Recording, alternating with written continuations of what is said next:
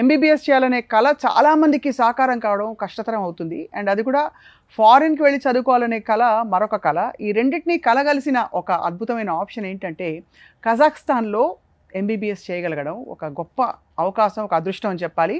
Way to MBBS consultancy వాళ్ళు దీని గురించి మరింత ఇన్ఫర్మేషన్ ఇవ్వబోతున్నారు. బికాస్ నీట్ రిజల్ట్స్ రాబోతున్నాయి. అందరూ ఇక్కడ ఉండే లిమిటెడ్ సీట్స్‌లో క్వాలిఫై కాకపోవచ్చు. మరి ఆప్షన్స్ ఏంటి అంటే ఒక సంవత్సరం వెయిట్ చేయాలా? ఈ అద్భుతమైన యూనివర్సిటీని మనం ఎక్స్‌ప్లోర్ చేయొచ్చా? మాట్లాడబోతున్నాం. కాక్ష్‌తౌ స్టేట్ యూనివర్సిటీ. సో ఇది కజాఖ్స్తాన్‌లో ఉంది. One of the leading universities. చాలా అద్భుతమైన రెప్యుటేషన్ ఉంది. బ్యూటిఫుల్ సరౌండింగ్స్‌తో. Let me introduce our panelist ఇవాళ. మనతో పాటు డాక్టర్ ధర్మతేజ గారు ఉన్నారు. నమస్కారం అండి. డాక్టర్ చైతన్య గారు నమస్తే అండి. డాక్టర్ చైతన్య గారు అడ్మిషన్స్ మొత్తం చూసుకుంటూ ఉంటారు. వే టు ఎంబీబీఎస్ గురించి చెప్పబోతున్నారు. అలాగే కజాఖ్స్తాన్లో చదువుకోవడం అంటే అసలు ఎలాంటి ఎక్స్పీరియన్సో డాక్టర్ ధర్మతేజ గారు చెప్పబోతున్నారు. Doctor Teja, why choose Kazakhstan? అంటే ఎక్కడో రిమోట్గా మ్యాప్లో ఉన్న ఈ ప్లేస్ని ఎందుకు చూస్ చేసుకోవాలి? అందరికీ నమస్కారం అండి. మెయిన్గా కోక్షతౌ స్టేట్ యూనివర్సిటీ మేము ఎందుకు ప్రిఫర్ చేస్తున్నానంటే సేఫ్టీ. మనం ఎక్కడికి పంపిస్తున్నాం పిల్లల్ని, అక్కడ సేఫ్టీ ఎంత ఉంది, అండ్ ఇక్కడ కన్సల్టెన్సీలో ఉన్న మేనేజ్మెంట్ అక్కడ ఉన్నదా లేదా. ఇప్పుడు ఇక్కడ వే టు ఎంబీబీఎస్ అనేది ఒక సంస్థ.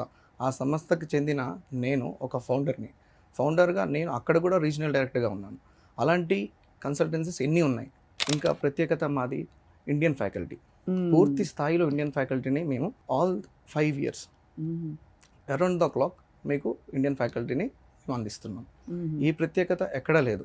అన్ని చోట్ల ఏంటంటే అండి, వస్తారు, టీచ్ చేస్తారు, వెళ్తారు. సో మేమేంటంటే అక్కడే స్టే చేసేటట్టు మొత్తం all the year throughout the 365 days throughout the year మీకు మా సహకారం ఉంటుంది. మా స్టాఫ్ కూడా అక్కడే ఉంటుంది. ఇట్స్ వెరీ కంఫర్టింగ్ అండి యాక్చువల్లీ. బికాస్ ఎంత అద్భుతమైన ఫారిన్ ఫ్యాకల్టీ ఉన్నా కూడా ఇండియన్ ఫ్యాకల్టీ కూడా ఉన్నారు అంటే ఇట్స్ కంఫర్ట్ ఫ్యాక్టర్, ఒక రీఅష్యూరెన్స్, కమ్యూనికేషన్ క్లియర్గా ఉంటుంది. అది అండ్ ఇంకొకటి ఖచ్చితంగా మనం చూడాల్సింది అక్రిడేషన్స్.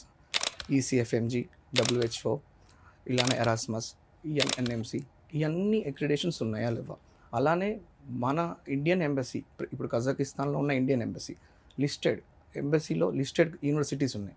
ఆ యూనివర్సిటీలో మీ పిల్లల్ని మీరు పంపిస్తున్నారు ఒక యూనివర్సిటీకి, ఆ లిస్ట్లో ఈ యూనివర్సిటీ ఉందా లేదా. రష్యాలో అయినా సరే, కిర్గిస్తాన్లో అయినా సరే, ఎన్నో అబ్రాడ్ కంట్రీస్ ఉన్నాయి. ఆ అబ్రాడ్ కంట్రీస్లో ఎంబసీ లిస్ట్లో మీ కంట్రీ ఉందా, మీ యూనివర్సిటీ ఉందా లేదా, ఇది తప్పకుండా చూసుకోవాల్సిన విషయం ఇది.